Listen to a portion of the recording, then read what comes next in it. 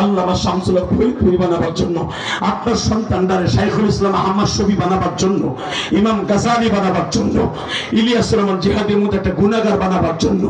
দাঁড়াও বাবা দাঁড়াও। এ যুবক আমার দিকে তাকে, একটা যুবক মার সাইরে দৌড় দিবি না, একটা দৌড় দিয়ে পাগলের মতো দৌড় দে যুবক, একটা দৌড় দিয়ে বাপরে বুকের মধ্যে একটা যুবক দৌড়তেছে, একটা আলেম দৌড় দিয়ে বাপরে বুকের মধ্যে কাঁদতেছে যুবক, একটা দৌড় দিয়ে বাপরে বুকের মধ্যে কাঁদতে থাক, একটা দৌড় দিয়ে বাপরে বুকের মধ্যে কাঁদতে থাক যুবক। ওই দেখ একটা কলেজের যুবক দৌড় দিছে, ওর বাপরে বুকে নিয়ে কাঁদতে থাক যুবক। তোর কান্নার আওয়াজ আমার কানে আসতে হবে, জোরে জোরে চিল্লা, জোরে জোরে চিল্লা। জানিসটা বাবার বুকটা ছাড়বি না, আমি বলবো তারপরে বাপরে নিয়ে বসবে, আমি বলার আগ পর্যন্ত ছাড়বি না, খালি কাঁদতে থাকবি, খালি কাঁদতে থাক। তোর জীবনে এরকম ইতিহাস হয় নাই যুবক, কাঁদতে থাক, তোর বাপরে বুকি নিয়ে কাঁদতে থাক, তোর বাপরে বুকি নিয়ে কাঁদতে থাক।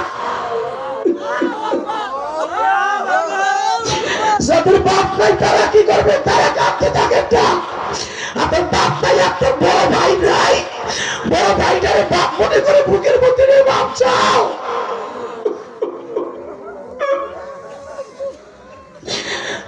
দেখো কেমনে কান্দে সারিসটা যুবক, সারিসটা কান।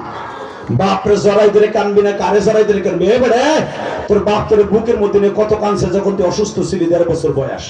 আল্লাহ আমার বাচ্চাটারে বাঁচাই দাও, আল্লাহ আমার বাচ্চাটা সুস্থ করে দাও। কত কানছে তুই, কান না, তোর বাপরে জাহান্নামের আগুন থেকে বাঁচাবো। আল্লাহ দেখো কেমনে কান্দে।